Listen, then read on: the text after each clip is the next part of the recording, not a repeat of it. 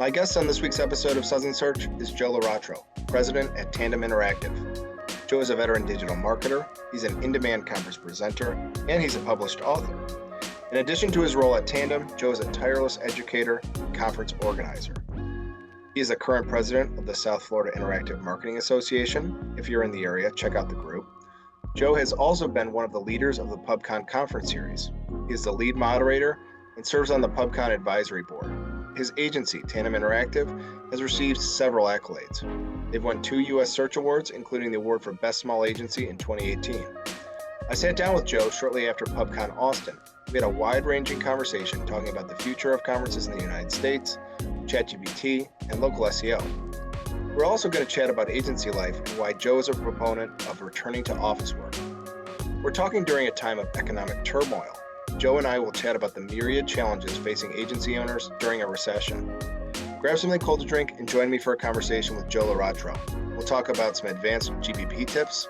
We'll talk about how ChatGPT is to writing what a calculator is to math.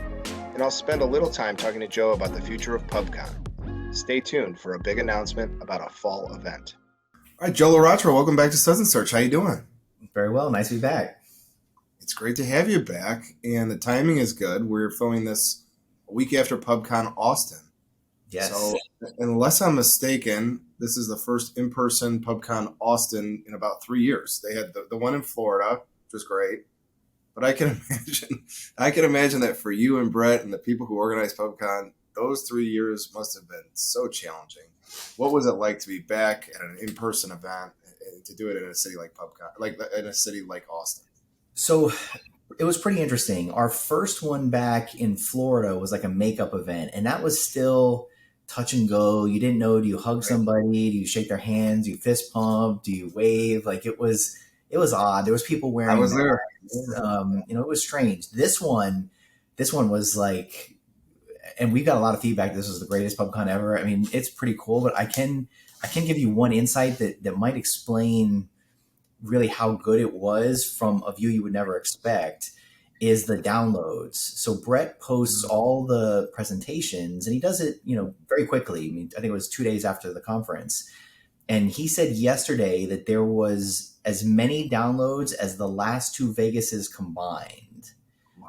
So the Vegas shows are easily 3 to 4 times the size of an Austin show. That's the big event. Yeah. That was historically the big event. And imagine that the interest was so high on this one that there was more downloads than 2 Vegas events put together. So, that's pretty impressive. But being back in front of people, I feel like everybody hugged. I think I had one person fist pump me and I was like, okay, that's cool. But everybody was so happy to be back together. So many faces I haven't seen in a long time. It was pretty amazing. I love it. And I want to just ask you about conferences generally. I saw on Will Critchlow's social media that next week will be the last SearchLab ever. There's a lot of speculation about MozCon, that this may be the last MozCon. SMX hasn't had any in-person events in the States for 3 years. And I think they have said, I could be mistaken on this, but I think they said they're not going to have anything in person this year. So basically, we don't have many of the big digital marketing conferences left in the United States. So these conferences have been a source of education and inspiration for my generation of SEOs for sure. Can you put into words what we'd be losing? We don't have strong, robust conference circuit, PubCon being at the center of that. But what are we missing if we don't preserve this conference circuit? Yeah. So. And I think it affects more than, some of the ones you said are SEO, but even the paid side. So last year I went to PPC Hero, and I think it was the first one. I usually send employees. It was the first one I went to personally, and I was blown away. I loved it. And then when I went to check for the one this year, they're not putting on events this year, or at least so far they're not putting on an event this year. So it is, let's call it the search space. Yeah. I think that on the pro side for PubCon, there's opportunity to take market share. There's going to be a void of some of these conferences that aren't happening, and hopefully we can take advantage of that in terms of budgets of people who would come, maybe speakers. I think we always probably get the first choice of speakers anyway, but It'll be easier for speakers to want to come, and potentially we always get an amazing caliber, but there's this whole new up and coming. I mean, we have a lot of opportunity, but for the market, I'm not quite sure yet what's going to happen. I think there'll be smaller shows still, but I help run SFIMA, the South Florida Interactive Marketing Association in South Florida, and we are having a hard time getting people to our events. And I don't get it, because I'm seeing other conferences in different verticals that are thriving and growing, and people are happy to go out in person. And I think that our industry has gotten tired of consuming virtual, presentations and virtual conferences. Yeah. So I don't know. I mean, you ask a really good question. I don't, for right now, I don't foresee PubCon having like lots more events. I mean, right now Brett is focused on, what's the fall event going to be, and make it a really big one, wherever it's going to end up. But yeah, I mean, there's a lot of ones that are going away. I would say for me personally, I'm considering like SEO Oktoberfest, or however you say that I've never considered before. If I'm going to bounce around and try to go to a conference in the US is where I'd focus. But if there aren't a lot of other conferences to go to, or even for me to speak at, then maybe I'm willing to go to Germany now and go see like that whole extravaganza that goes on there. It seems like they don't have the same problem overseas. Like Brighton SEO is booming. Mark's going over to SMX Munich.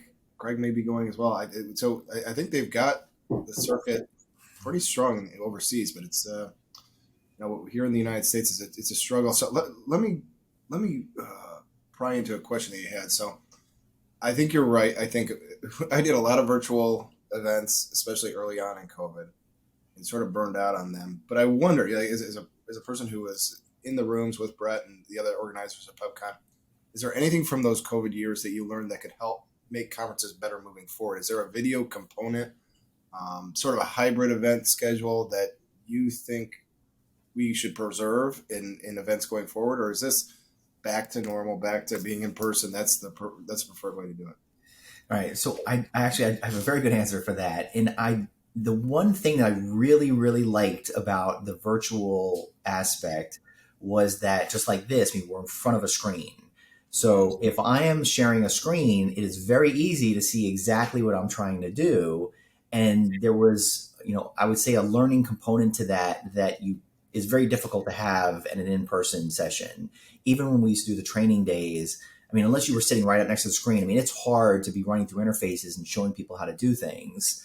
So in that aspect, if there was a way that we could integrate, some component to that to conferences, I think that might work. And that's a value add that you wouldn't normally have. And I would say it's something we definitely learned from COVID.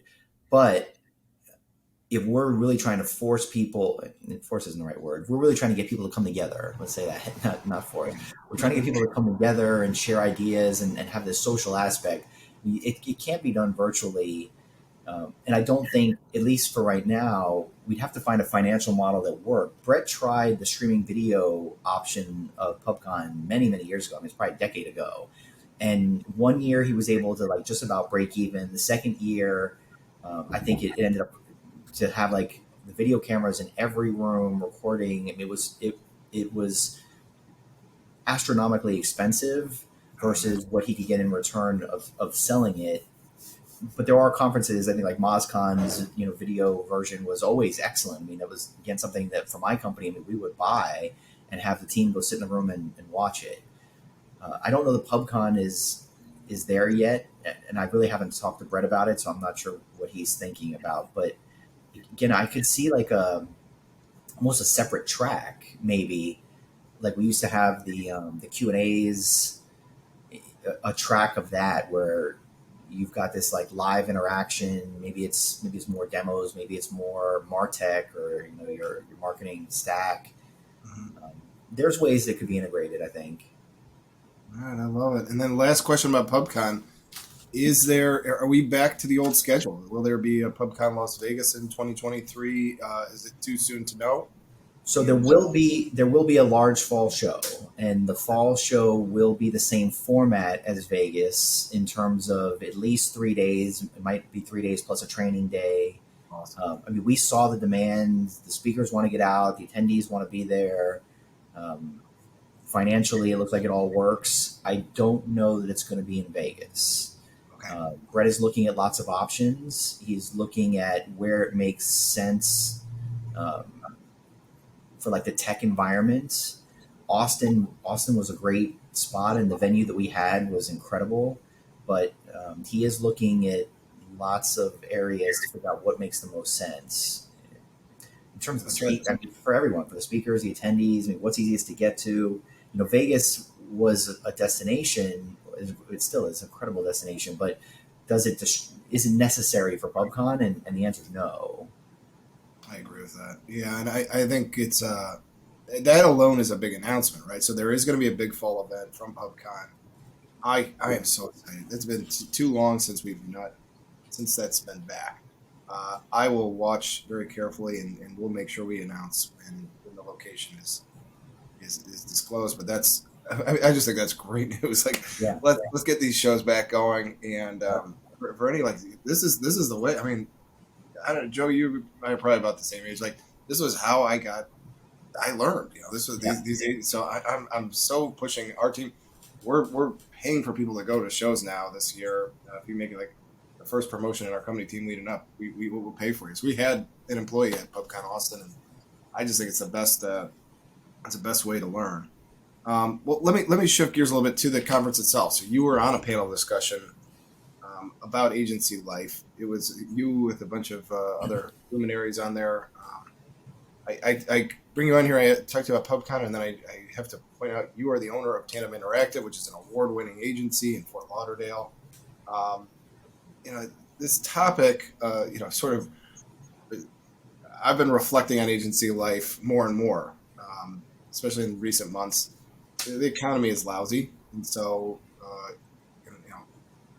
it's become a more interesting topic to me in this period of time. So, unless my research deceives me, you started Tandem in 2006. So this isn't your first recession.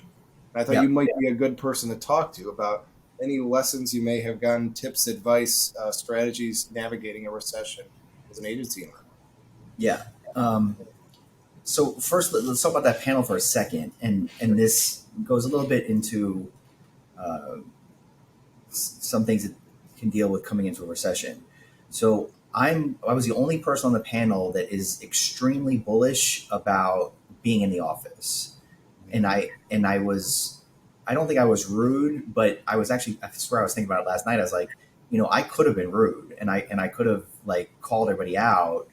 I'm glad that people have found success working remote in many areas, but just for me personally, my agency is built on building people. Like, I consider my company almost a residency program in online marketing. And if I'm going to build people, I mean, they need to be here. And just like PubCon being in person, like, I need to work with people that I'm seeing every day, and we're interacting and we're learning, and when we fail, but we learn from the failures.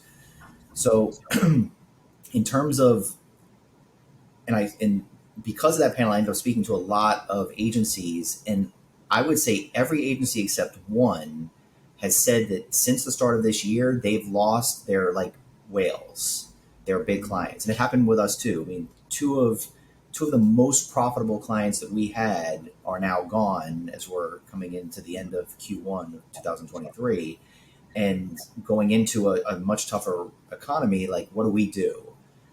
In the past, I've been very lucky that I've had clients that are somewhat recession proof. Service industries, I mean, clients that it doesn't really matter. They get to take advantage of the rise in the economy and the fall in the economy. So I would say that as an agency, I would look at, what does my client portfolio look like? And am I diversified that I do have enough clients that ride the wave up and down of the economy? Another thing is the sales pitch changes a little bit. So, and I have a great analogy here in the moving industry. So in the moving industry, when you're moving up, you're buying your next house, your bigger house, your nicer house, you just sold your house for a profit, you're going to spend anything. Like the moving company you hire, you don't care. Oh, it's an upsell for boxes. Great. It's an upsell for packing. Great. Whatever it is, you're spending the money. You're happy to do it. But now as the economy is going down and you're downsizing your house, you're potentially not making as much money, maybe even losing money, or the economy's hard on you. Suddenly every dollar you spend counts. And you're like, well, I'll pack half the house. I just need you to move the bigger furniture. And now these $2,500 moves were happening last year. The equivalent of this year are $1,500 moves. And that's not accounting for inflation. So like, wow, what just happened? So agencies, like we have to sell kind of against the market that, okay, when the economy is great, you should be marketing. But when the economy is bad, you have to be marketing. Yeah. So that should be our sales pitch. Like we have to go to companies, and even the companies that might be pulling back, be like, what are you doing? I mean, do you want to ride this out, or do you want to potentially be in a good way? PubCon, it's like, well, we're the last one standing, so we take all the market share. So, I mean, my two biggest recommendations would be to have clients that are diversified, that can handle the ups and downs where possible, and then just change the messaging. I mean, change the sales pitch now to it's you have to be doing marketing. Like you can't step back from marketing, otherwise you're not going to survive this. All right, I'm gonna steal that one from you because I think that's a very good pitch. The other thing that you mentioned, the in office, out of office idea as it relates to agency life. This I don't know if your experience is this. I've talked to other agency owners where the mental health challenges at my agency now are unlike anything I've been through before. And we were always an in-person Right. presence. Then when COVID happened, we have a large remote presence. Yeah, these things are tough, man. Our mutual friend Steve Hammer has talked eloquently about his own journey with mental health, I think, at PubCon. But I'm dealing with it more and more. And one of the things that I find is like getting people together into an office is a much better work experience, especially for young people and their mental health. And so I'm constantly looking for new advice, ways to make things better for the mental health of my team, who is largely young and remote. So I don't know if you have a stance here. You said the best thing is to be in the office, but I wonder if any of the other panelists or anybody else you've spoken to has any advice for how you approach these topics with your team. What advice you have to make agencies more of a psychologically safe workplace? So the other agencies on the panel did talk about that they set up like the virtual, lots of virtual trainings, lots of virtual meetings, some virtual like happy hours and things like that. I think that's all helpful. I would actually go almost a different route, is that I would promote within my remote employees to find their local marketing associations and get out to those. Yeah. So this is something that I took back over Safima as a co-president, and I'm trying to reboot it. And I thought that if I could find all of the work from home employees in the agency business in South Florida and get them out, like this is perfect for them. This does help with mental health. This does help, get back into the community. It will help bring better ideas back to their jobs, and just in general be good for the environment. But I am having a problem finding those work from home employees that are in South Florida, and I know they're all over the place. I had to lose a dozen employees to it over probably the first year of COVID when everyone started hiring like crazy. That they're all still local, but I can't. Like I email them, and I love all of them. Like, guys, come out, like come hang out at Safima, and they don't seem to want to come out. And I don't know if they've I don't know, the hermit's not the right word, but if they've kind of like introverted maybe a little bit too much, that they're not that easy to just go out and collaborate with other people. But that would be my recommendation. I mean, find your local marketing groups and go out and go there. I mean, and as an agency owner, I would promote it. I mean, pay for it, whatever you got to do, but maybe give them some hours for going. But I think that will help. I think that'll help with their a lot of their thought processes of what they're doing and get them out of the house a little bit. I completely agree. And I mean, there is one of these in most major cities, I would say, Joe. Like Raleigh's got a great one. Chicago, there's stuff. If you're in Chicago, look me up, and I can tell you. If you're in South Florida, look Joe up, and he'd love to have you. But in many major cities, there are these regional groups that can help you. I think that's great advice, and that'd be a great way to get you engaged with other professionals doing the same kind of work as you. And you could usually they do fun events too, so it's enjoyable. It's not like it's work. It's usually a light, fun environment at the same time. All right, so last thing, actually a couple other things. You did a presentation about Google Business Profile, which we obviously talk about all the time here at SearchLab. But what I loved was you and Elmer were co-presenting, and it was an advanced training on GBP. So I have been at this long enough where GBP never was seen as like the advanced topic. That would be like technical SEO, or that would be something like that. Our audience skews a little bit more towards local SEO. So what sorts of advanced tips did you offer? What were some of the strategies that you and Elmer discussed? I like that my presentation up, but I could actually like look at it and say, okay. Put you on the spot, right? Yeah. Yeah. So a couple of mine were just about, so what I did, I structured my presentation a little bit differently. Brett had asked us to integrate ChatGPT or an AI topic into every presentation. And I cheated because as I was building my presentation, Darren from Whitespark had just sent out an email basically saying like, you can't use ChatGPT and for local search. So I sent Brett that screenshot. Brett sends an email to Darren. Darren responds back, and I'm privy to this whole conversation between Brett and Darren about local SEO and ChatGPT. So I was like, this is the beginning of my presentation. Like I'm set. So I go through it, and one of the things that like stood out to me is Darren is like, ChatGPT is recommending that you put your keywords in your description, and it doesn't do anything. So that was like the beginning of the presentation. And then I shifted over to, okay, I'm going to go ask my team, like, what are the pain points that we deal with most frequently is a question. And I'm going to answer the question of like the solution. So I did like 10 or 12 slides of like, this is the problem, this is the solution.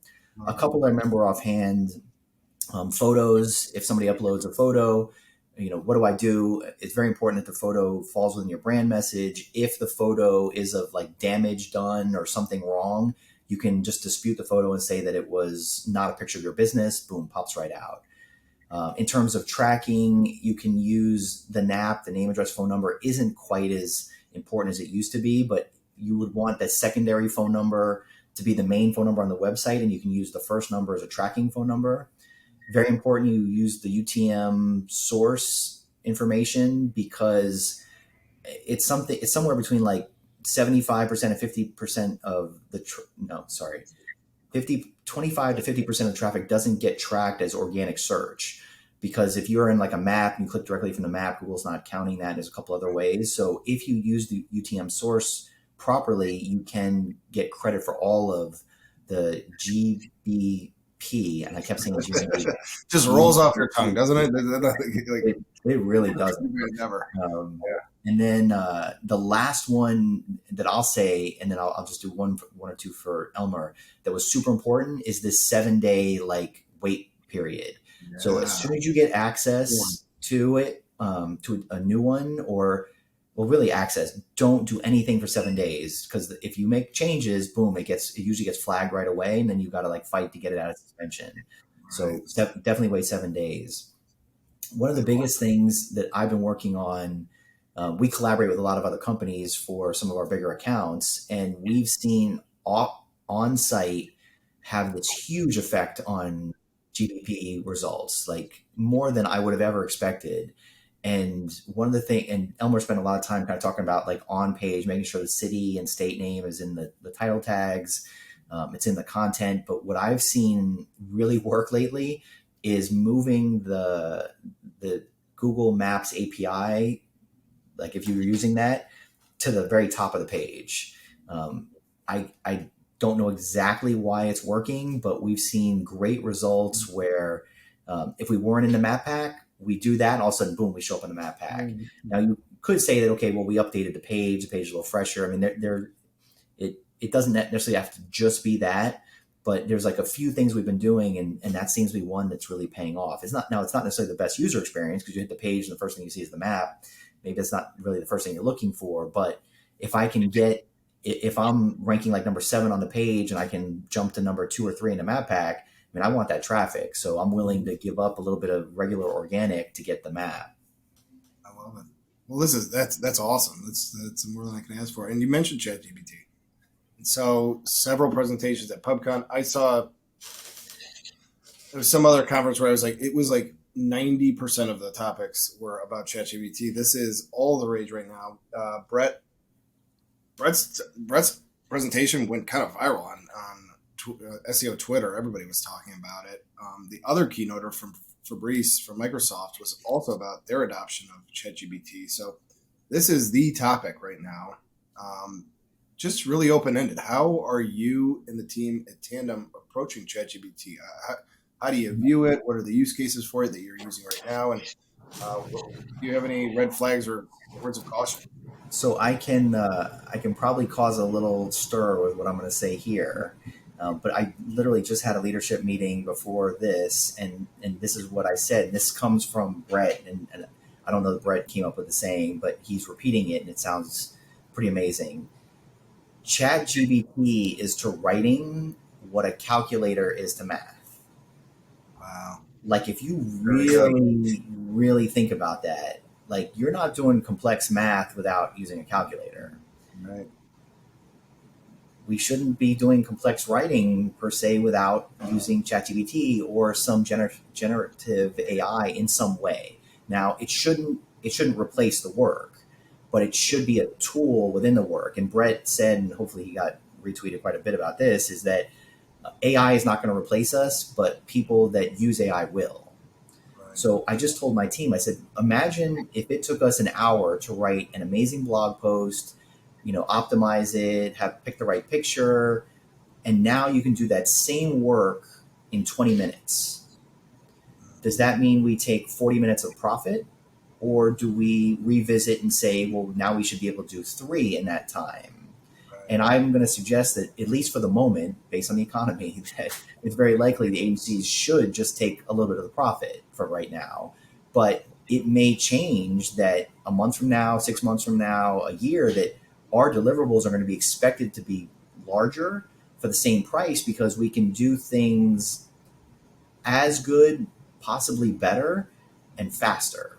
But we can't depend on it 100%. It's a tool. Like it'll help us. I mean, some of the research that's there, the content ideas. I mean, there's things that can really accelerate what we're doing, but still have like the expertise of, okay, well, let me massage the content and let me make sure it's doing the way it is.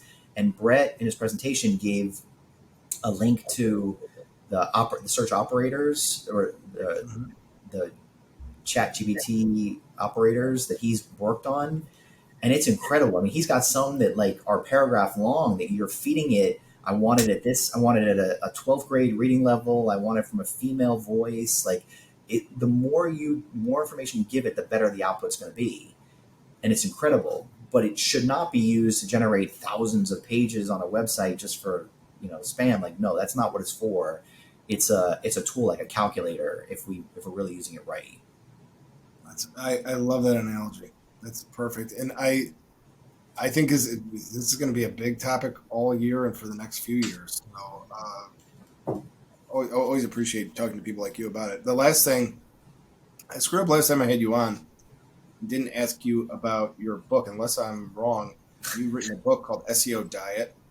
And every time I talk to somebody who's an agency owner and they've written a book, it makes me feel lazy because you have a lot on your plate and you still wrote a freaking book. So I think that's very impressive. But it's an interesting angle. That was the first thing I noticed. It's not written for SEOs. It's written for business owners. What are you trying to tell them about SEO in this book? Yeah. So first, I would say don't read the book. Like at this point, it's just too dated. It should almost be like the history of SEO / SEO diet. Because I mean, I've got so much in there from like the early days of really like what cloaking was. I mean, Ink to me, I made a joke on some Facebook thread yesterday about Teoma and like cluster rank. I think my history here it gets a little portrayed in the book, and there's too much history in there. and toward the end where it should get into the diet, which is the actual plan, it's probably dated at this point. Like I need to go back and revisit to like a version 2. But the idea of the book was that, yes, I mean, a small business owner could read it and know enough to be dangerous. And I've had a few clients come in years later. They're like, look, I read it. I loved it.